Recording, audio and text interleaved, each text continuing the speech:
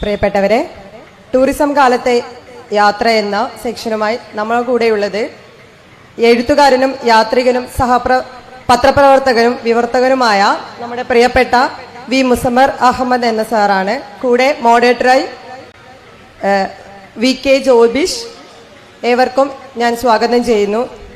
കൂടാതെ ഈ പരിപാടിക്ക് നന്ദി പറയുന്നത് ഷീല പത്മനാഭൻ മാഡമാണ്. എല്ലാവരെയും ശ്രോതാക്കളെയും ഞാൻ ഈ വേദിയിലേക്ക് സ്വാഗതം ചെയ്യുന്നു. കടത്തനാട് ലിറ്ററേച്ചർ ഫെസ്റ്റിന്റെ 2ാം എഡിഷനിലെ 2ാം ദിവസത്തെ ചർച്ചകളിലൊന്നായ ടൂറിസ കാലത്തെ യാത്ര എന്ന ശീർഷകത്തിന് കീഴിൽ നമുക്കൊപ്പം സംസാരിക്കാനിരിക്കുന്നത് മലയാളത്തിലെ പ്രധാനപ്പെട്ട എഴുത്തുകാരനും യാത്രികനും ഒക്കെയായ മുസഫർ അഹമ്മദൊക്കെയാണ്. യാത്രയെക്കുറിച്ച് കേൾക്കുമ്പോൾ KC നാരായണൻ മലയാളത്തിലെ യാത്രയുടെ ലെജൻഡായ രവീന്ദ്രന്റെ സമ്പൂർണ്ണ സമാഹാരത്തിന്റെ ആദ്യ വാക്യം KC എഴുതി തുടങ്ങുന്നത് സ്വസ്ഥമായി അകത്തിരിക്കുന്ന ഒരാളെ അതെല്ലാം വിട്ട് പുറത്തേക്ക് യാത്ര ചെയ്യാൻ പ്രേരിപ്പിക്കുന്നത് എന്താവാം? പുറത്തേക്ക് പോയി അതെല്ലാം വെടിഞ്ഞ് വീണ്ടും അകത്തേക്ക് പ്രേരിപ്പിക്കുന്നത് എന്താവാം എന്ന് ചോദിച്ചുകൊണ്ടാണ്. മലയാളിയുടെ യാത്രാ വിവരണത്തിന്റെ ചരിത്രമെടുത്താൽ നമുക്ക് പാറേമാക്കൽ തോമാ കത്തനാരുടെ വർത്തമാന പുസ്തകം മുതൽ അതിന്റെ എഴുത്തിന്റെ ഒരു ചരിത്രമുണ്ട്. പിന്നീട് SK പൊറ്റക്കാടും മലയാളത്തിലെ രവീന്ദ്രനും ഒക്കെ തുടർന്നു വന്ന അതിനകത്ത് ഏറ്റവും പ്രധാനപ്പെട്ട ഒരിടം ഇന്ന് യാത്രാ വിവരണത്തിന്റെ ഒരിടം മുസഫർക്കയുടേതും കൂടിയാണ്.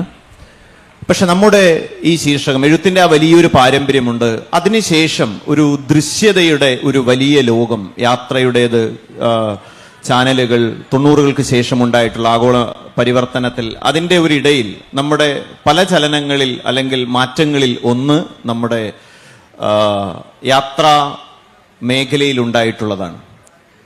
ഈ ഗ്ലോബലൈസേഷന്റെ ഭാഗമായിട്ട് നമ്മൾ നേരത്തെ സ്വതന്ത്രമായി സ്വാഭാവികമായി എത്തിച്ചേർന്നിരുന്ന ഇടങ്ങളെല്ലാം ഒരു ടൂറിസത്തിന്റെ ഭാഗമായിട്ട് അത് വേറൊരു നിലയിൽ ഡിസൈൻ ചെയ്യപ്പെടുകയും നേരത്തെ ആ പ്രദേശത്തിന്റെ ഉള്ളടക്കം എന്തായിരുന്നു അതിലേക്ക് ഒരു സാധാരണ അലസമായി സഞ്ചരിച്ച് പോയിരുന്ന ആളുകൾക്ക് ഉള്ള പ്രവേശന സാധ്യതയും ഒക്കെ വലിയ മാറ്റങ്ങൾക്ക് വിധേയമായി തീരുകയും ഒരുപക്ഷെ നേരത്തെ എളുപ്പത്തിൽ ഒരാൾക്ക് ലോകത്തിന്റെ പല ഭാഗങ്ങളിലേക്ക് നമ്മുടെ ഗ്രാമത്തിലും നഗരത്തിലും ഒക്കെ പലയിടങ്ങൾ, പല കൗതുകങ്ങൾ, പല ചരിത്ര അവശേഷിപ്പുകൾ, മിത്തുകൾ ഒക്കെ റിലേറ്റഡ് ആയിട്ടുള്ള സ്ഥലങ്ങളിലൊക്കെ പോയി വന്നിരുന്ന, വളരെ ആഹ്ലാദത്തോടുകൂടി പോയി വന്നിരുന്ന ഒരു യാത്രികൻ ഇപ്പോൾ അനുഭവിക്കുന്ന ഒരു പ്രശ്നം, അതാണ് നമ്മുടെ ടൂറിസ കാലത്തെ ഒരു യാത്രികന്റെ പ്രശ്നം.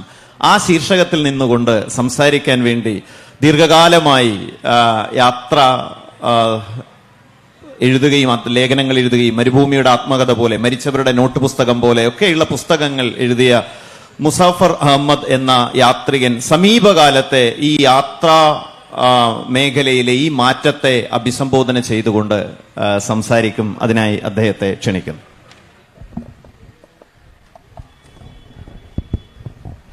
പ്രിയപ്പെട്ട സുഹൃത്തുക്കളെ, എല്ലാവർക്കും നമസ്കാരം. ഈ സെഷൻ അല്പം വൈകിപ്പോയതിൻ്റെ ഒരു ചെറിയ പ്രോബ്ലം ഉണ്ട്. എങ്കിലും ചില കാര്യങ്ങൾ അനുവദിക്കപ്പെട്ട സമയത്തിനുള്ളിൽ നിന്ന് സംസാരിക്കാനാണ് ഞാൻ ശ്രമിക്കുന്നത്.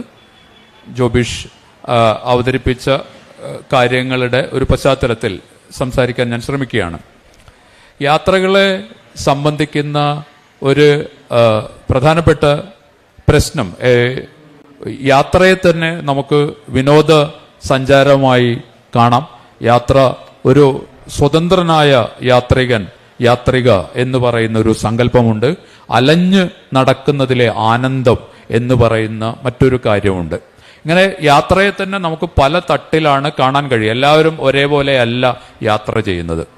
അപ്പൊ ഈ കോവിഡിന് ശേഷം നമുക്കറിയാം വലിയ തോതിൽ ടൂറിസം ഇൻഡസ്ട്രി ലോകം മുഴുവൻ, അത് നമ്മുടെ നാട്ടിലും കേരളത്തിലും സ്വാഭാവികമായിട്ടും വളർന്ന് വരികയുണ്ടായി. എവിടേക്ക് വേണമെങ്കിലും ഇന്ന് നമുക്ക് കയ്യിൽ കാശുണ്ടെങ്കിൽ ഒരു ടൂറിസം പാക്കേജിന്റെ ഉള്ളിൽ നിന്ന് യാത്ര ചെയ്യാം എന്ന ഒരു സൗകര്യം ഇന്നുണ്ട്. ഞാൻ അതിനെ ഒരു മോശമായ കാര്യമായിട്ട് കാണുന്നേയില്ല. കാരണം ഇതിനു മുമ്പ് അങ്ങനെ പുറത്തേക്ക് പോകാതിരുന്ന മലയാളികൾ വലിയ തോതിൽ ഇപ്പോൾ പുറത്തേക്ക് പോകുന്നുണ്ട്. ഏത് സ്ഥലങ്ങളിൽ ചെന്നാലും അങ്ങനെയുള്ള ഒരു മലയാളി പ്രസൻസ് ഇന്ന് നമുക്ക് കാണാൻ കഴിയുന്നുണ്ട്. അപ്പൊ ആ നിലയിൽ അത് വളരെ പോസിറ്റീവാണ്. കാരണം പണ്ട് ആളുകൾ ഉള്ള കാശ് ചെലവാക്കാതെ കയ്യിൽ വെക്കുക എന്നൊരു ആശയമാണ് ഉണ്ടായിരുന്നത്. അതിന് വ്യത്യസ്തമായിട്ട് യാത്ര ചെയ്യാം. ഈ കാശ് ഇങ്ങനെ കൂട്ടിവെച്ചിട്ടൊന്നും കാര്യമല്ല. ഒരു കോവിഡ് വന്നാൽ ഇതെല്ലാം തീരും. ഒരു ചെറിയ അണുവിന് തീർക്കാൻ കഴിയുന്നത് മാത്രമാണ് നമ്മളുടെ എല്ലാം സമ്പാദ്യം എന്ന് വന്നപ്പോഴാണ് ആളുകൾ വലിയ തോതിൽ യാത്ര ചെയ്യാൻ തുടങ്ങിയത്. പക്ഷെ ഈ ടൂറിസ കാലത്ത് ഇപ്പൊ എന്നെ സംബന്ധിച്ച് ഞാൻ ഏറെക്കുറെ ഒരു 16-17 വയസ്സ് മുതൽ ഇങ്ങനെ യാത്ര ചെയ്ത് തുടങ്ങിയ ഒരാളാണ്. ഞാൻ ചില സ്ഥലങ്ങളിൽ അത് പറഞ്ഞിട്ടുണ്ട്. ട്രെയിനിൽ ടിക്കറ്റ് എടുക്കാതെ 3-4 ദിവസമുള്ള യാത്രകൾ ചെയ്യുന്നതായിരുന്നു ഒരു കാലത്ത് എനിക്ക് ഏറ്റവും പ്രിയപ്പെട്ട കാര്യം. അതിന്റെ പേരിൽ ഒരിക്കൽ ഞാൻ പിടിക്കപ്പെട്ടിട്ടുണ്ട്. ഒരാഴ്ചയോളം റിമാൻഡിൽ കിടന്നിട്ടുമുണ്ട്. അന്നത്തെ കോടതിയുടെ അത് വലിയൊരു ജീവിതത്തിൽ പറ്റിയൊരു അബദ്ധം എന്ന് വേണമെങ്കിൽ പറയാം. കാരണം ഞാനൊരു റെയിൽവേ സ്റ്റേഷന്റെ പുറത്ത് ഡിറ്റാച്ച് ചെയ്ത് കിടക്കുന്ന ഒരു ബോഗി കണ്ട് പല സ്ഥലങ്ങളിലും കറങ്ങി കുറെ ദിവസമായിട്ട് ഉറങ്ങിയിട്ടില്ല. അപ്പൊ എന്നാ ഈ ബോഗി നല്ല സൗകര്യം, നല്ല ക്ലീൻ ആയ ഒരു ബോഗിയാണ്, ടോയ്ലറ്റൊക്കെ ഉണ്ട്, എന്നാൽ ഇതിൽ ആരും കാണൂല, അതിൽ കിടന്ന് ഉറങ്ങാമെന്ന് വിചാരിച്ച് ഉറങ്ങിപ്പോവുകയും നേരം പുലർന്നത് അറിയാതിരിക്കുകയും ഏതാണ്ട് 10 മണിയോടുകൂടി ഈ ബോഗിയിൽ പല ആളുകൾ വരികയും അത് ടിക്കറ്റ് എടുക്കാതെ യാത്ര ചെയ്യുന്നവരെ വിചാരണ ചെയ്യുന്ന ഒരു കോടതിയാണ് എന്ന് മനസ്സിലാക്കുകയും ആ കോടതിയിൽ വെച്ച് ശിക്ഷിക്കപ്പെടുകയും ചെയ്യാണ്.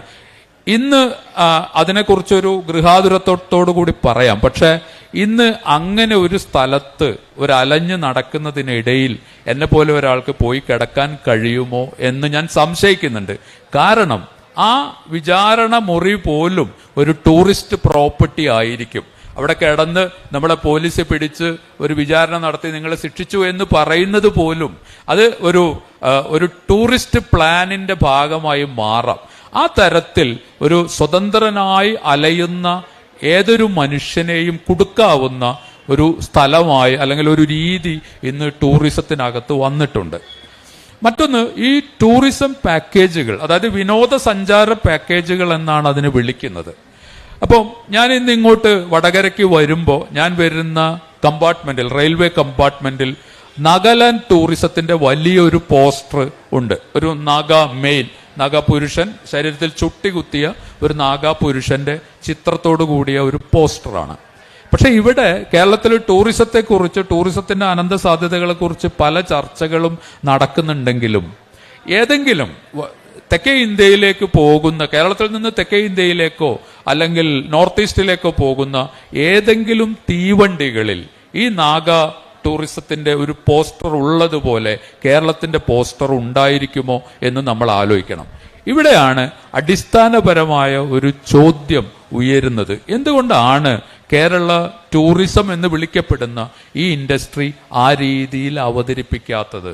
അതിന്റെ ഒരു പ്രധാന പ്രശ്നം എന്താണ്? കേരളത്തിലുള്ള ഏറ്റവും പ്രധാനപ്പെട്ട കാഴ്ച സ്ഥലങ്ങൾ എന്ന് ഇനിയും നമുക്ക് മനസ്സിലായിട്ടുണ്ടോ? ഇതാണ് ടൂറിസം ഇൻഡസ്ട്രി തന്നെ ഉണ്ടാക്കുന്ന ഒരു പ്രശ്നം.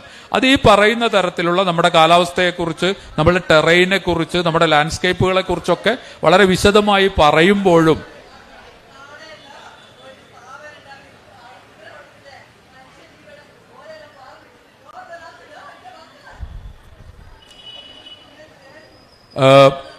അപ്പോ അങ്ങനെ ഉള്ള ഒരു അവസ്ഥയിൽ അല്ലെങ്കിൽ അങ്ങനെയുള്ള ഒരു സന്ദർഭത്തിൽ എന്തായിരിക്കും കേരളത്തിലെ ഏറ്റവും വലിയ, ഏറ്റവും വിലപിടിച്ച ഒരു കാഴ്ച സ്ഥലം എന്ന് ഒരു യാത്രക്കാരൻ എന്ന നിലയ്ക്ക് എന്നോട് ചോദിക്കുകയാണെങ്കിൽ അത് വയനാട്ടിലെ എടക്കൽ ഗുഹയാണ് എന്നാണ് എൻ്റെ മറുപടി. അത് എത്രത്തോളം പ്രാധാന്യത്തോടുകൂടി ആളുകൾ അതിനെ കാണുമെന്ന് എനിക്ക് അറിയില്ല. കെയ്റോയിലേക്ക് പിരമിഡ് കാണാൻ ഓടിപ്പോകുന്നവർ എന്നെങ്കിലും ഒന്ന് തിരിഞ്ഞ് അവർ വയനാട്ടിലെ എടക്കൽ കാണാൻ പോകുമോ?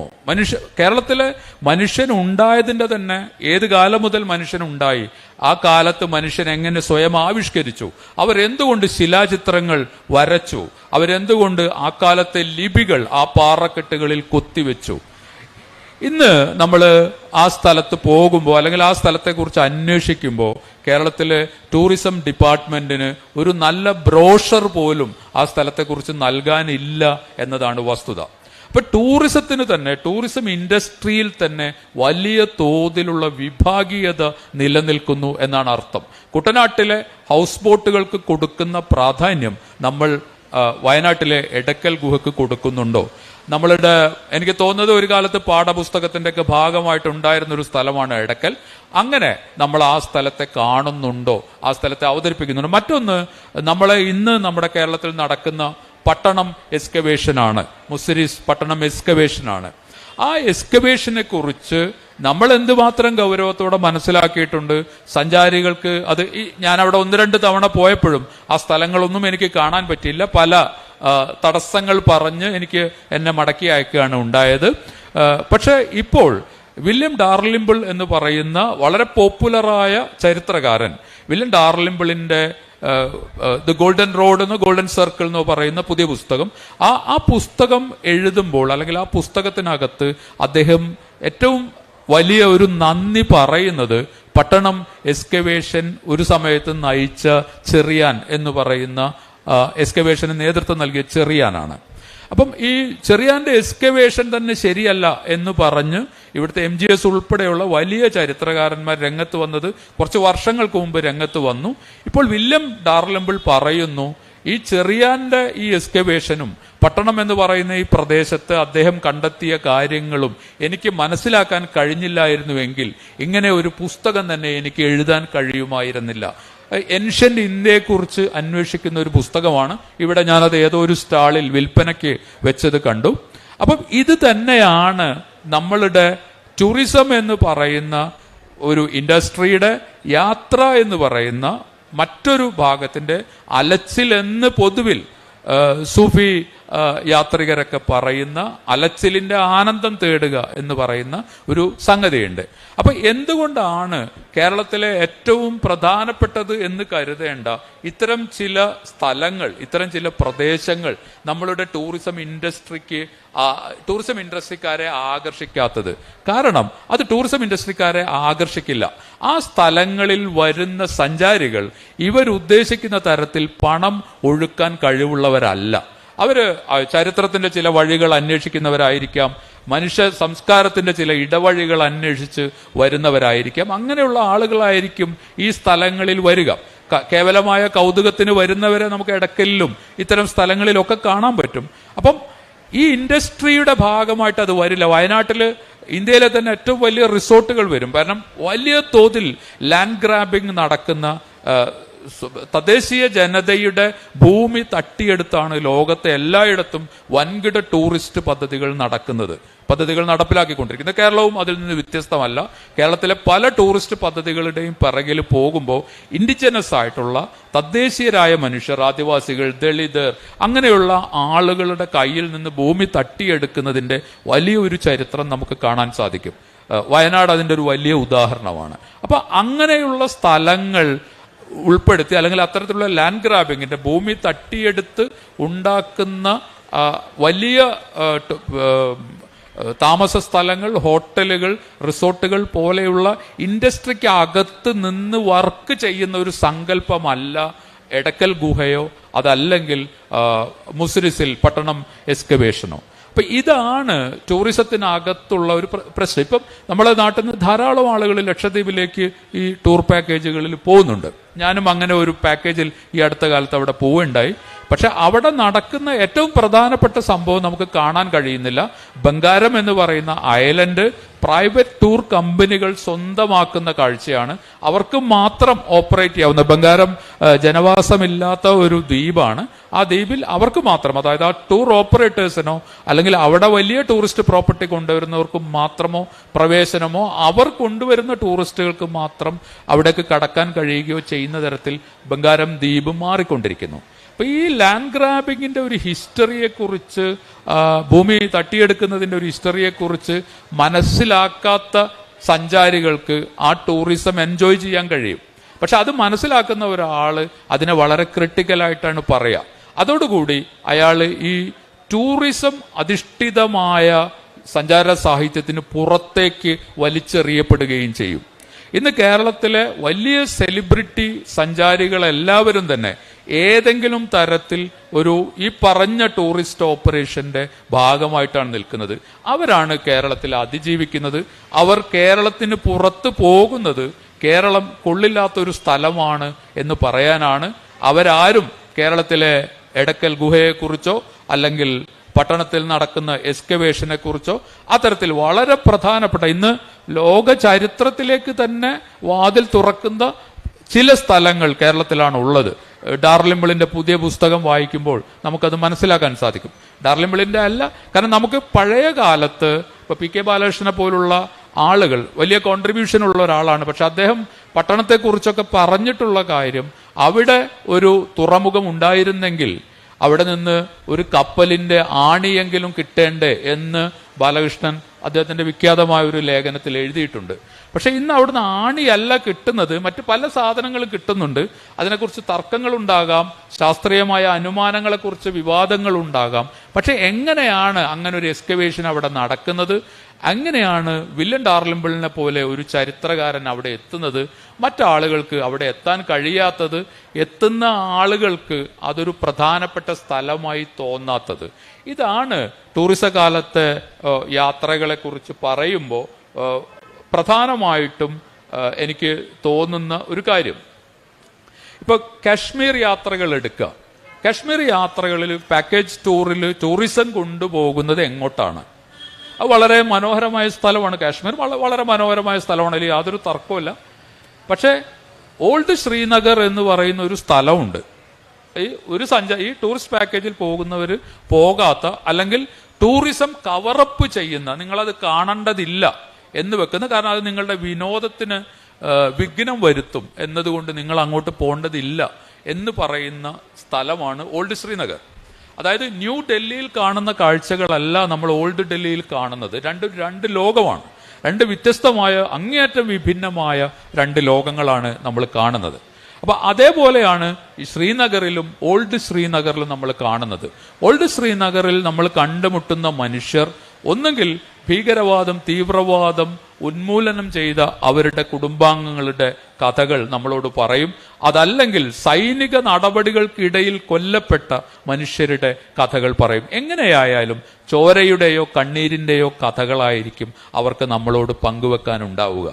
അത് ടൂറിസം ഇൻഡസ്ട്രി നിങ്ങളെ ഒരു സ്ഥലത്തേക്ക് അതുകൊണ്ടാണ് ടൂറിസം ഇൻഡസ്ട്രിക്ക് പ്ലഷർ ഇൻഡസ്ട്രി എന്ന് ഒരു പേരുണ്ട്. പ്ലഷറിന് വേണ്ടിയിട്ട് പോകുന്ന ഒരാളെ എന്തിന് ദുഃഖത്തിന്റെ കഥകൾ കേൾപ്പിക്കണം? ഇത് കശ്മീരിൽ മാത്രമല്ല, ലോകം എവിടെയും. ശ്രീലങ്കയിൽ നമ്മൾ പോകുമ്പോൾ ഇതേ കവറപ്പ് നമുക്ക് കാണാം. മറ്റ് ഏത് സ്ഥലത്ത് പോകുമ്പോഴും ഈ ഒരു തരം കവറപ്പ് നിങ്ങളുടെ ആനന്ദത്തിന് വിഘാതമുണ്ടാക്കുന്ന സ്ഥലങ്ങളിലേക്ക് നിങ്ങൾ പോകേണ്ടതില്ല എന്ന് ഇന്ത്യൻ ടൂറിസം ഇൻഡസ്ട്രിയിൽ ഇന്ന് ഡെവലപ്പ് ചെയ്യുന്ന, അല്ലെങ്കിൽ ഇന്ന് രൂപപ്പെട്ടുകൊണ്ടിരിക്കുന്ന ഒരു ആശയ ലോകമാണ്. അപ്പൊ ഈ സന്ദർഭത്തിലാണ് ഈ ഓൾഡ് ശ്രീനഗറിൽ പോകണമെന്ന് ആഗ്രഹിക്കുന്ന ഒരു സഞ്ചാരിക്ക്, ഒരു സ്വതന്ത്രനായ അതിലൂടെ അലഞ്ഞു നടക്കണം. അവിടെയുള്ള ഷിയാക്കൾക്കും സുന്നികൾക്കും ഇടയിൽ, അവരുടെ രണ്ട് മതവിശ്വാസധാരകൾക്കിടയിലുള്ള അവരുടെ ജീവിതം അറിയണം എന്ന് ആഗ്രഹിക്കുന്ന ഒരാൾക്ക് ഈ ടൂറിസം പാക്കേജിന് പുറത്ത് യാത്ര ചെയ്യുമ്പോൾ മാത്രമേ അത് സാധ്യമാകൂ. അത് ചിലപ്പോൾ എളുപ്പമായിരിക്കില്ല. ശ്രീനഗറിൽ നിന്ന് ഈ സ്ഥലത്തേക്ക് പെട്ടെന്ന് ഒരു വണ്ടി കിട്ടി പോകാൻ പറ്റിക്കൊള്ളണമെന്നില്ല. പല വണ്ടിക്കാരും ആ സ്ഥലത്തേക്ക് വന്നുകൊള്ളണമെന്നില്ല. ഇനി ഓൾഡ് ശ്രീനഗറിൽ പോയി താമസിക്കാമെന്ന് വിചാരിച്ചാൽ അതും ചിലപ്പോൾ സാധ്യമാകില്ല. ഇതെല്ലാം അവരൊക്കെ ചോദിക്കുക, നിങ്ങൾക്ക് ഏതെങ്കിലും ഒരു ടൂറിസം പാക്കേജിൽ വന്നാൽ പോരെ, എന്തിനാ ഇങ്ങനെ കഷ്ടപ്പെട്ട് ഇത്തരം സ്ഥലങ്ങളൊക്കെ കാണുന്നത് എന്നൊരു ചോദ്യമാണ് ഉന്നയിക്കപ്പെടുക.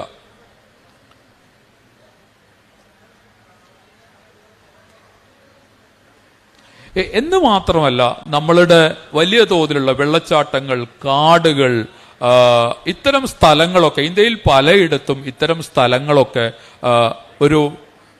എന്താ പറയാ, ഒരു ടൂറിസ്റ്റ് പ്രോപ്പർട്ടിയായി മാറുന്ന ഒരു കാഴ്ച നമുക്ക് കാണാൻ പറ്റും. അതൊന്നും പഴയ പോലെ സ്വതന്ത്രമായി അലഞ്ഞു നടക്കുന്ന ഒരാൾക്ക് എത്താൻ പറ്റുന്ന ഒരു സ്ഥലമല്ലാതായിരിക്കുന്നു.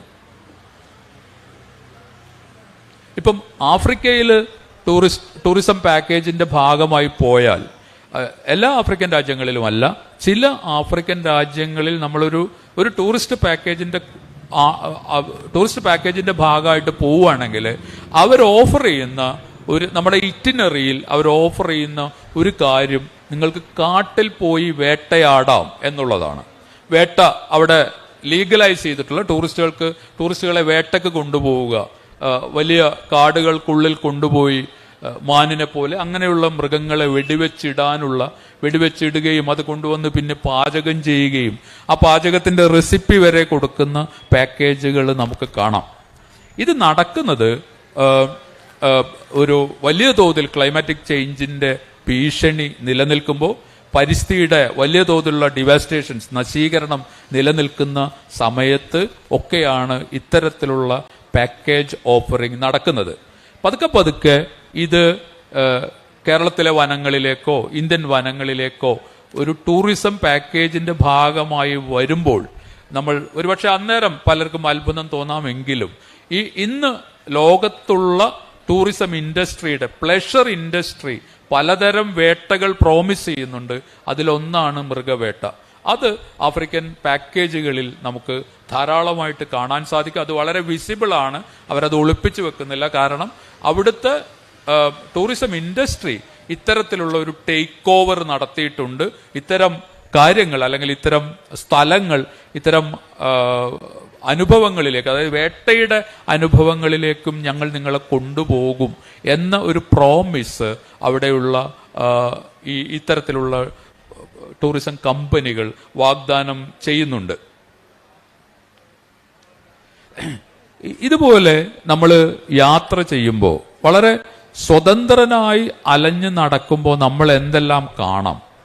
ഇപ്പൊ ഞാനൊരു 2015 എൻ്റെ ഓർമ്മ. ഞാൻ അന്തമാൻ ദ്വീപിൽ പോയിരുന്നു, അന്തമാൻ ഐലൻഡ് കാണാൻ വേണ്ടി പോയിരുന്നു. അപ്പൊ അന്തമാൻ ഐലൻഡ് കാണാൻ പോകുമ്പോഴാണ് അവിടെ വെച്ച് ഞാനൊരു സ്വന്തം നിലയ്ക്ക് ഒരു ട്രാവലറായിട്ട് പോവാണ്, ഒരു പാക്കേജിലല്ല ഞാൻ പോകുന്നത്. അപ്പൊ അവിടെ ചെല്ലുമ്പോൾ അവിടെ നിന്ന് നമുക്ക് കിട്ടുന്ന ഒരു വിവരം എന്ന് പറയുന്നത് 160ഓളം രോഹിംഗ്യൻ അഭയാർത്ഥികൾ അവര് ബർമയിൽ നിന്ന് അവരുടെ സാധാരണ ഏതാണ്ട് നാടൻ വള്ളങ്ങൾ എന്ന് വേണമെങ്കിൽ വിളിക്കാവുന്ന തരത്തിലുള്ള ബോട്ടുകളിൽ 160ഓളം 3 ബോട്ടുകളിലായിട്ട് 160ഓളം ആളുകൾ, അതിൽ കുടുംബങ്ങളുണ്ട്, സ്ത്രീകളുണ്ട്, കുട്ടികളുണ്ട്, വൃദ്ധരുണ്ട്, അവശരായ ആളുകളുണ്ട്. ഇവര് ബർമയിൽ നിന്ന് ഈ വംശീയ ആക്രമണം ഭയന്ന് ജീവനും കൊണ്ട് ഓടിപ്പോരാണ്. അപ്പൊ ഇവര് സാധാരണഗതിയിൽ അതിനൊരു പണം, ഇത്ര പൈസ എന്ന് പറഞ്ഞിട്ട് അവിടുന്ന് തന്നെ, ഇത് ശരിക്കും ഹ്യൂമൻ ട്രാഫിക്കിംഗ് എന്ന് വിളിക്കുന്ന കാര്യമാണ്. പക്ഷെ ഇവർക്ക് വേറെ അവരുടെ മുന്നിൽ മറ്റു വഴികളില്ലാത്തതുകൊണ്ട് അവരവിടം വിട്ടോടിപ്പോരാണ്. അപ്പോൾ ഓടിപ്പോരുമ്പോൾ ഇവര് ആദ്യം പെട്രോൾ ഉപയോഗിച്ച് അല്ലെങ്കിൽ ഡീസൽ ഉപയോഗിച്ച് വർക്ക് ചെയ്യുന്ന എഞ്ചിനുള്ള ബോട്ടുകളായിരിക്കും, അതിലായിരിക്കും ഇവർ ആദ്യം മൂവ് ചെയ്യാൻ തുടങ്ങുക. അപ്പൊ അത് കഴിഞ്ഞ് അവര് വളരെ അത്ഭുതകരമായിട്ട് നമുക്ക് തോന്നും. പിന്നീട് അവര് ഈ മണ്ണെണ്ണ, ഈ പെട്രോൾ തീരും, പെട്രോൾ അല്ലെങ്കിൽ ഡീസൽ അത് തീരുമ്പോൾ ഇവർ മണ്ണെണ്ണ ഉപയോഗിച്ചിട്ട് ഈ ബോട്ട് ഓടിക്കാൻ ശ്രമിക്കും. അത് കുറച്ചൊക്കെ ഓടും, അത് കുറച്ച് കഴിയുമ്പോൾ അത് പരാജയപ്പെടും. പിന്നെയും അടുത്ത ഘട്ടത്തിൽ അവർ ശ്രമിക്കുന്നത് കുക്കിംഗ് ഓയിൽ ഉപയോഗിച്ച് ഇത് ഓടിക്കാൻ പറ്റുമോ എന്നാണ് അവർ ശ്രമിക്കുക.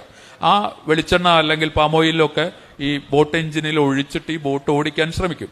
പക്ഷെ ഇത് എങ്ങനെ പോയാലും കുറച്ച് കഴിയുമ്പോൾ ഈ ബോട്ട് പ്രവർത്തനരഹിതമായി നിശ്ചലമാവും, വർക്ക് ചെയ്യാതെ അവിടെ നിൽക്കും അത്. അപ്പൊ അങ്ങനെ നമ്മളുടെ അന്തമാൻ കടൽ പ്രദേശത്ത് ഈ 3 ബോട്ടുകൾ വന്ന അടിയാണ്. ഈ 3 ബോട്ടുകൾ വന്ന അടിയുന്നു. ഇവര് ജനവാസമില്ലാത്ത ഒരു ഐലൻഡിൽ വന്നിട്ടാണ് ഈ ബോട്ടുകൾ കേടുവന്ന് നിൽക്കുന്നത്. അങ്ങനെ ഈ ആളുകൾ ബോട്ടുകൾ കടലിൽ ഉപേക്ഷിച്ച് നീന്തി ഇപ്പുറം വന്ന് ഈ ഐലൻഡിൽ കയറുകയാണ്, ദ്വീപിൽ കയറുകയാണ്. ഇപ്പൊ സ്വാഭാവികമായിട്ടും കുറച്ച് കഴിയുമ്പോൾ ഇന്ത്യൻ നേവൽ കോസ്റ്റ് ഗാർഡ് ഇതറിയും, ഇങ്ങനെ കുറച്ച് ആളുകൾ ഇവിടേക്ക് വന്നിട്ടുണ്ട്, അപ്പൊ അവരെ പിടികൂടണം. കാരണം അവർ നിയമവിരുദ്ധമായിട്ട് രാജ്യത്ത് പ്രവേശിച്ചവരാണ്, അവരെ പിടികൂടണം എന്ന് വിചാരിക്കും. ഈ കോസ്റ്റ് ഗാർഡ് ഇവര് അവിടെ ഉണ്ട് എന്ന് തിരിച്ചറിയുന്നത് വരെ ഇവർ ചെയ്യുന്നത്, ഈ ഐലൻഡിൽ ഒന്നുമില്ല, ഭക്ഷണമൊന്നുമില്ല, ആകെയുള്ളത് ഈ കടൽക്കരയിൽ കാണുന്ന ചില ഞണ്ടുകൾ മാത്രമാണ്. അപ്പൊ ഇവരുടെ കയ്യിൽ ഈ ബോട്ടിനകത്തായി ഇപ്പൊ ഇവരുടെ വെസൽസ്, പാത്രങ്ങള്, ഭക്ഷണം പാചകം ചെയ്യാനുള്ള എല്ലാ സംവിധാനങ്ങളും ഈ ബോട്ടിനകത്തായി പോയത് കൊണ്ട് ആ ബോട്ടിൽ നിന്ന് ഈ സാധനങ്ങൾ ചിലർ അതിനകത്ത് പോയിട്ട് ഈ പാത്രങ്ങളും ഇതൊക്കെ അതിനകത്ത് നിന്ന് എടുത്തിട്ട് ഈ എങ്ങനെയെങ്കിലും ഈ ഞണ്ടുകളെ പാചകം ചെയ്ത് കഴിക്കാൻ ശ്രമിക്കുകയാണ്. അങ്ങനെ ജീവൻ എങ്ങനെയെങ്കിലും നിലനിർത്താൻ ശ്രമിക്കുന്നതിനിടയിലാണ് കോസ്റ്റ് ഗാർഡ് വന്ന് ഇവരെ പിടികൂടുന്നത്. ഇവരെ നേരെ പോർട്ട് ബ്ലെയറിൽ ഡിറ്റൻഷൻ സെന്റർ ഉണ്ട്, അവിടെ കൊണ്ടുവന്ന് താമസിപ്പിച്ച് ഇതിന് പിന്നീട് ഒരു തീരുമാനം ഉണ്ടാകുന്നത് വരെ ഇവർ ആ ഡിറ്റൻഷൻ സെന്ററിൽ കഴിയാണ് ചെയ്യാം. അപ്പൊ ആ ഡിറ്റൻഷൻ സെന്ററിൽ ഇവരെ കൊണ്ടുവന്ന് പാർപ്പിച്ച് കുറച്ച് ദിവസം കഴിയുമ്പോഴാണ് ഞാൻ അവിടെ ചെല്ലുന്നത്. അപ്പൊ ഞാൻ ഇവരെ ഇങ്ങനെ ഒരു വിവരം അറിഞ്ഞിട്ട് ഇവരെ കാണാൻ ശ്രമിച്ചു. ഇവരുമായി സംസാരിക്കുമ്പോഴാണ് മനുഷ്യന്റെ യാത്ര എന്ന് പറയുന്ന കാര്യം, മനുഷ്യന്റെ ജീവിതയാത്ര എന്ന് പറയുന്നത് എത്ര ദുഷ്കരമാണ് എന്ന് ഞാൻ മനസ്സിലാക്കുന്നത്. ഇതിനു മുമ്പും ചില അഭയാർത്ഥികളുമായി സംസാരിച്ചു. പക്ഷേ കടൽ വഴി ഈ തരത്തിൽ വരുന്ന ഇത്രയും വലിയൊരു ജനക്കൂട്ടം 160ഓളം ആളുകളെ ഞാൻ ആദ്യമായിട്ടാണ് എൻ്റെ ജീവിതത്തിൽ കാണുന്നത്. അതിൽ സ്ത്രീകളും കുട്ടികളും വളരെ ചെറിയ കൈക്കുഞ്ഞുങ്ങൾ ഉൾപ്പെടെ ഉണ്ട്. അവരെ എങ്ങനെയെങ്കിലും ഈ അന്തമാൻ വഴി കടന്നുപോയി മറ്റേതെങ്കിലും ഒരു രാജ്യത്തെത്താം എന്നാണ് വിചാരിക്കുന്നത്. അപ്പൊ നമ്മൾ യാത്രകളെ കുറിച്ച് പറയുമ്പോൾ ഈ മനുഷ്യരുടെ ജീവിതയാത്ര എന്ന് പറയുന്ന ഒരു സംഗതിയുണ്ട്. നമ്മൾ വിനോദയാത്രകളെ കുറിച്ച്, വിനോദസഞ്ചാരത്തെക്കുറിച്ച്, ടൂറിസത്തെക്കുറിച്ച് മാത്രമാണ് സംസാരിക്കുകയും വറി ചെയ്യുകയും ചെയ്യുന്നത്. പക്ഷെ മനുഷ്യർ ഈ വലിയ ടൂറിസം ഇൻഡസ്ട്രിയെ മുഴുവൻ വെല്ലുവിളിച്ചുകൊണ്ട്, അതിർത്തികളെ മുഴുവൻ വെല്ലുവിളിച്ചുകൊണ്ട്, എല്ലാവിധ നടുക്കടലിൽ എല്ലാവിധ സുരക്ഷാ സംവിധാനങ്ങളെയും വെല്ലുവിളിച്ചുകൊണ്ട് ഒരു വിഭാഗം മനുഷ്യർ യാത്ര നടത്തുന്നു. ഇനി ഇതിനോട് അനുബന്ധമായി പറയാനുള്ള മറ്റൊരു കാര്യം, അതൊരു 1.5 വർഷം മുമ്പ് ഞാൻ ക്രൊയേഷ്യയിൽ യാത്ര ചെയ്യുമ്പോൾ, ക്രൊയേഷ്യയിൽ പ്ലിറ്റ്വിസ് എന്ന് പറയുന്ന ഒരു വെള്ളച്ചാട്ടങ്ങളുടെ ഒരു ശൃംഖലയുണ്ട്. അത് അതിമനോഹരമായ ഒരു സ്ഥലമാണ്. ഒരു കാലത്ത് ചെകുത്താന്റെ പറുദീസ എന്ന് വിളിക്കപ്പെട്ടിരുന്ന ഒരു സ്ഥലമാണ്. ആ സ്ഥലത്ത് പോയി, അത് യുനെസ്കോയുടെ ഒരു ഹെറിറ്റേജ് സൈറ്റാണ്. അപ്പം 10-36ഓളം വെള്ളച്ചാട്ടങ്ങളുടെയും തടാകങ്ങളുടെയും ശൃംഖലയുള്ള ഒരു സ്ഥലമാണത്. അപ്പൊ ആ സ്ഥലത്ത് പോയിട്ട് നമ്മൾ അവിടുത്തെ ആ യാത്ര കഴിഞ്ഞ് തിരിച്ച് ഈ സാഗ്രിബ് എന്ന് പറയുന്നതാണ് ക്രൊയേഷ്യയുടെ ക്യാപിറ്റൽ, അവിടേക്ക് വരികയാണ്. ആ സമയത്ത് ഞങ്ങളൊരു ബസ്സിൽ വരുന്നു. ഞാനും എൻ്റെ സുഹൃത്ത് അബ്ദുൽ ലത്തീഫും ഒന്നിച്ച് യാത്ര ചെയ്യാണ്. അപ്പൊ ഞങ്ങൾ തിരിച്ചു വരുമ്പോൾ ബസ് ഏതാണ്ട് സാഗ്രിബിൽ എത്താൻ ഒരു അരമണിക്കൂർ സമയം കൂടി കാണും. ആ അരമണിക്കൂർ സമയത്തിനിടയിൽ പെട്ടെന്ന് ഒരു പോയിന്റിൽ വെച്ച് പോലീസ് വണ്ടിക്ക് കൈ കാണിക്കുന്നു, ബസ്സിന്. ഞങ്ങളെ എല്ലാവരോടും പാസ്പോർട്ട് ചോദിക്കുന്നു. അപ്പം ഞങ്ങളുടെയൊക്കെ പാസ്പോർട്ട്, കാരണം ഞങ്ങൾ അതിൽ പാസ്പോർട്ട് ഉള്ളത് കൊണ്ട് ഞങ്ങൾക്ക് ധൈര്യപൂർവ്വം പാസ്പോർട്ട് കാണിച്ചു കൊടുക്കാം. അപ്പോൾ ആ പരിശോധന, ബസ്സിന്റെ മുൻഭാഗത്തു നിന്ന് ആരംഭിച്ച് പിറകിലേക്ക് പോകുന്ന ആ പരിശോധന, ഏറ്റവും പിറകിലെ സീറ്റിലെത്തുന്നതിന് തൊട്ട് മുമ്പ് ഒരാൾ എണീറ്റ് നിൽക്കുന്നു. അയാൾ അറബിയിൽ പറയാണ്. ഞാനൊരു 13 കൊല്ലം സൗദി അറേബ്യയിൽ ജോലി ചെയ്തിട്ടുണ്ട്, അതുകൊണ്ട് അറബി ആളുകൾ പറയുന്ന കുറച്ചൊക്കെ മനസ്സിലാവും. അപ്പം അയാൾ പറയുന്നത്, ഞങ്ങൾ സിറിയക്കാരായ ഒരു കുടുംബമാണ്, ഞങ്ങളുടെ കയ്യിൽ ഒരു രേഖയുമില്ല, ഞങ്ങളുടെ കയ്യിൽ പാസ്പോർട്ടോ വിസയോ ഒന്നും തന്നെ ഇല്ല, ഞങ്ങൾ അഭയാർത്ഥികളായി വന്നവരാണ്, അതുകൊണ്ട് നിങ്ങൾക്ക് ഞങ്ങളെ അറസ്റ്റ് ചെയ്യണമെങ്കിൽ അറസ്റ്റ് ചെയ്യാം എന്ന് പറഞ്ഞ് ഞങ്ങളെല്ലാവരും സീറ്റിൽ ഇരിക്കെ ആ കുടുംബത്തെ അറസ്റ്റ് ചെയ്ത് കൊണ്ട് പോയി ഈ റോഡ് ക്രോസ് ചെയ്ത് അപ്പുറത്ത് ഡിറ്റൻഷൻ സെന്റർ എന്ന് വലിയ അക്ഷരത്തിൽ എഴുതി വെച്ചിട്ടുണ്ട്, അവിടേക്ക് ആ കുടുംബത്തെ കൊണ്ടുപോവുകയാണ്. അപ്പൊ ഇങ്ങനെ അതേപോലെ നമ്മൾ കണ്ണൂർ യൂണിവേഴ്സിറ്റിയുടെ വിവിധ ക്യാമ്പസുകളിൽ പോകുമ്പോൾ നമുക്ക് മണിപ്പൂരിൽ നിന്ന് ഓടി വന്ന കുട്ടികളെ കാണാൻ പറ്റും. മണിപ്പൂരിൽ നിന്ന് അവിടെ പഠനം സാധ്യമാകാതെ, ഒരർത്ഥത്തിൽ ജീവിതം സാധ്യമാകാതെ, ഈ 2 വിഭാഗങ്ങൾ തമ്മിലുള്ള വംശീയ കലാപത്തിൽ ഓടി രക്ഷപ്പെട്ടു വന്ന് ഇവിടെ വന്ന് പഠിച്ച് ഒരു പുതിയ ജീവിതം കെട്ടിപ്പടുക്കാൻ ശ്രമിക്കുന്ന വിദ്യാർത്ഥികളെ കാണാൻ പറ്റും. അപ്പൊ ഈ യാത്രകളെ നമ്മൾ ഏതെല്ലാം തരത്തിൽ കാണണം എന്നതിൻ്റെ ഉദാഹരണമാണ്. നമ്മളുടെ മലയാളികളുടെ യാത്രകൾ എടുത്തു നോക്കുക. മലയാളികളുടെ യാത്രകൾ എടുത്തു നോക്കിയാൽ തന്നെ നമ്മൾ ഒരു കാലത്ത് ഉപജീവനത്തിന് വേണ്ടി എങ്ങനെയാണ് പുറം നാടുകളിലേക്ക്, ഗൾഫ് ഉൾപ്പെടെയുള്ള നാടുകളിലേക്ക് പോയത്. അപ്പൊ നമ്മുടെ യാത്രയുടെ ചരിത്രം എന്ന് പറയുന്നത് വിനോദസഞ്ചാര യാത്രയുടെ ചരിത്രമല്ല, മറിച്ച് ജീവിക്കാൻ വേണ്ടിയും അതിജീവിക്കാൻ വേണ്ടിയും മലയാളി നടത്തിയിട്ടുള്ള നിരവധി യാത്രാ സന്ദർഭങ്ങളുണ്ട്. അതിന്റെ ചരിത്രത്തെക്കുറിച്ച് നമുക്ക് ഇപ്പോഴും വ്യക്തമായ സൂചനകളോ വ്യക്തമായ ധാരണയോ ഇല്ല. കാരണം ഉരുവിൽ കയറി ഗൾഫിൽ പോയവരെ കുറിച്ചൊക്കെയുള്ള ചില കഥകളാണ് നമ്മൾ കേൾക്കുന്നത്. അതെങ്ങനെയാണ് ആ കാലത്തെ മലയാളിയുടെ യാത്രാപഥം രൂപപ്പെടുത്തിയത് എന്ന് നമ്മൾ ഓർക്കണം. നമ്മൾ മനസ്സിലാക്കേണ്ട ഒരു കാര്യം അതല്ലെങ്കിൽ രണ്ടാം ലോക യുദ്ധത്തിന് ശേഷം നമ്മളുടെ പ്രത്യേകിച്ചും തിരുവിതാംകൂറിൽ നിന്ന് വലിയ തോതിൽ നഴ്സുമാരുടെ ഒരു തൊഴിൽ പ്രവാസം യൂറോപ്പിലേക്ക്, പ്രത്യേകിച്ച് ജർമ്മനിയിലേക്ക് ഉണ്ടാവുന്നുണ്ട്. അതിനെക്കുറിച്ച് ചില ലേഖനങ്ങൾ വായിക്കുമ്പോൾ നമ്മൾ കാണുന്ന ഒരു കാര്യം, അവരുടെ ആദ്യത്തെ യാത്ര. അപ്പൊ ഇവര് ആദ്യം ഒരു ഷിപ്പിൽ പോയിട്ട് പിന്നീടാണ് ഇവര് വിമാനത്തിലേക്ക് കയറുന്നത്. അപ്പം ഷിപ്പിനകത്ത് വെസ്റ്റേൺ കമ്മോഡാണ്. ഈ പോകുന്ന നഴ്സസിനൊന്നും ഈ വെസ്റ്റേൺ കമ്മോഡ് എങ്ങനെയാണ് ഉപയോഗിക്കേണ്ടതെന്ന് അറിയില്ല. കാരണം അവരുടെ ജീവിതത്തിൽ അവരത് കണ്ടിട്ടില്ല. ഇന്നിപ്പോൾ ആളുകൾക്ക് അതൊരു കോമൺ ആയ സംഭവമായിട്ട് തോന്നും. അപ്പം അങ്ങനെ അതൊരു അപരിചിതത്വത്തിന്റെ തുടക്കമാണ്.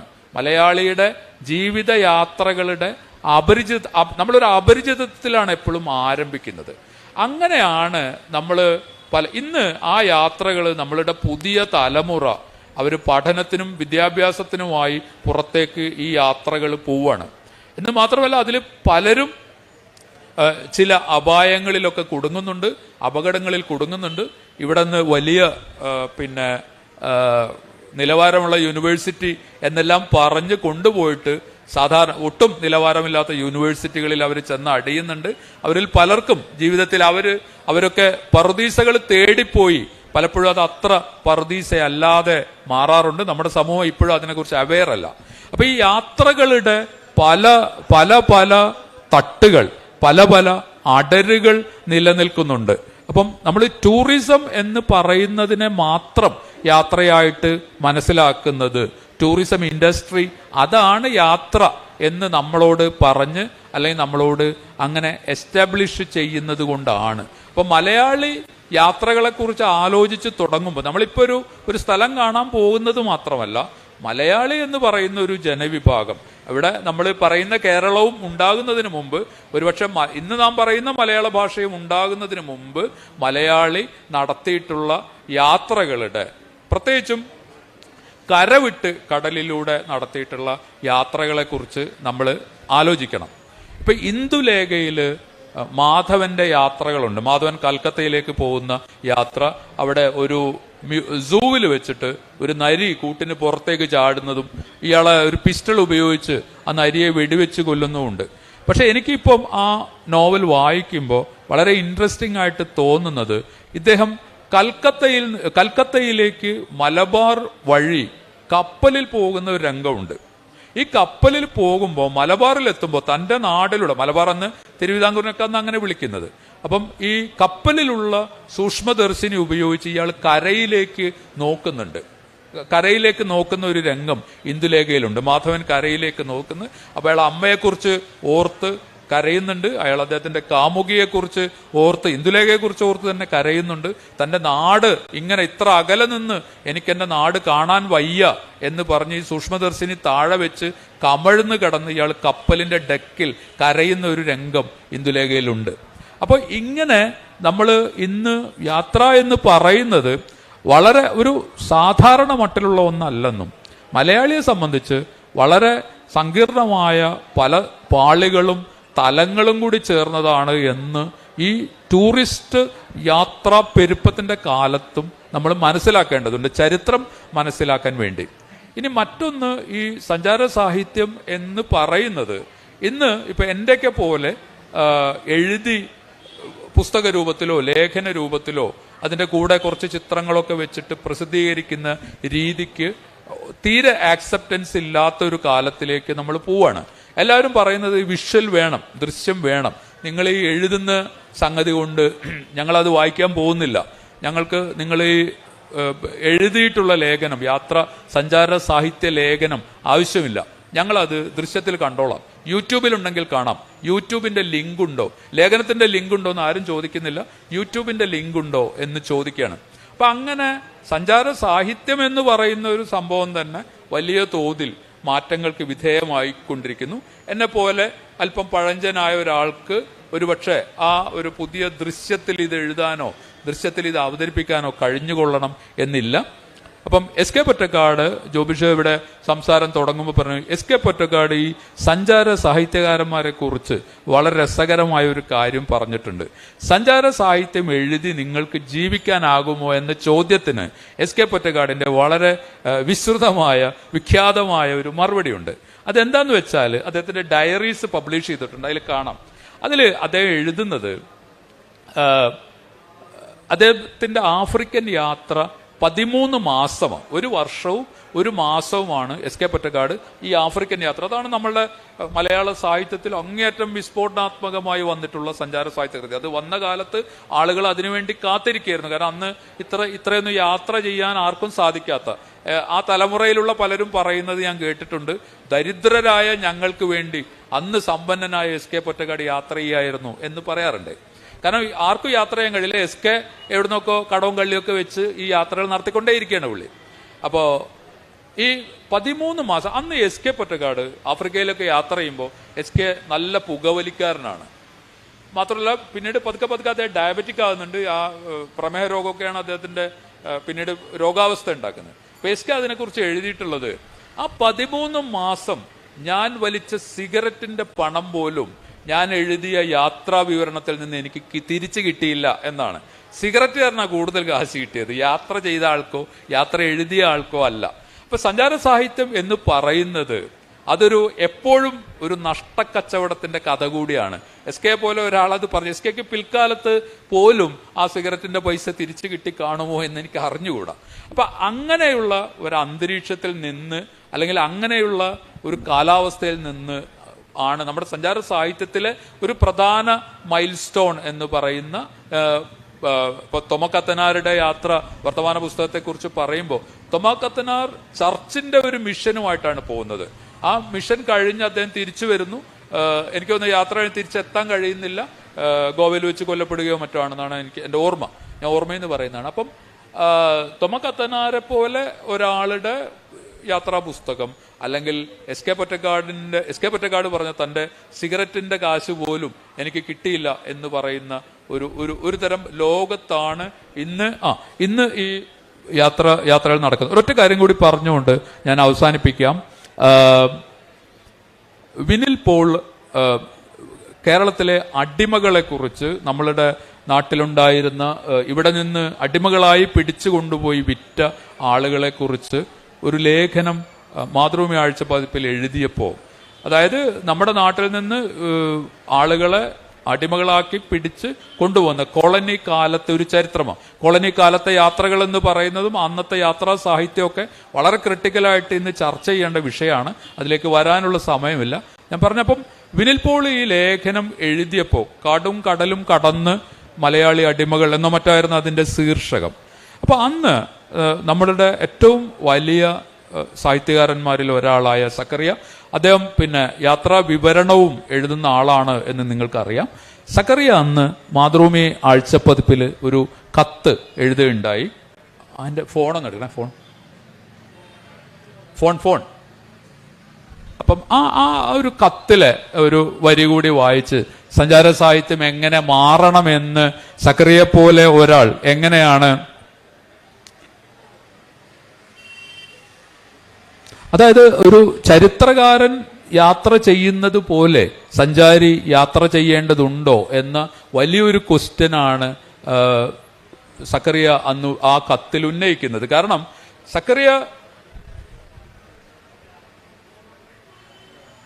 സക്കറിയ കണ്ടെത്തിയ, അല്ലെങ്കിൽ സക്കറിയ യാത്ര ചെയ്ത സ്ഥലങ്ങളിൽ മലയാളി അടിമകളും അവരുടെ പിന്മുറക്കാരും ഉണ്ടെന്ന കണ്ടെത്തലാണ് വിനിൽ പോൾ ആ ലേഖനത്തിൽ അവതരിപ്പിച്ചത്. അപ്പൊ അതിന് അന്ന് സക്കറിയ എഴുതുന്നു എന്ന് പറഞ്ഞ് മാതൃഭൂമിയുടെ വായനക്കാരുടെ കത്തുകളിൽ വന്ന കത്ത് ഇങ്ങനെയാണ്: വിനിൽ പോൾ എഴുതിയ കാടും കടലും കടന്ന കേരളത്തിലെ അടിമകൾ ചരിത്രാന്വേഷണത്തിന്റെ, പ്രത്യേകിച്ച് അടിയാള സത്യങ്ങളെ മുൻനിർത്തിയുള്ള ചരിത്ര ഗവേഷണത്തിന്റെ ഒന്നാന്തരം ഉദാഹരണമാണ്. അതിനൊരു അടിക്കുറിപ്പ് മാത്രമാണ് ഈ കത്ത്.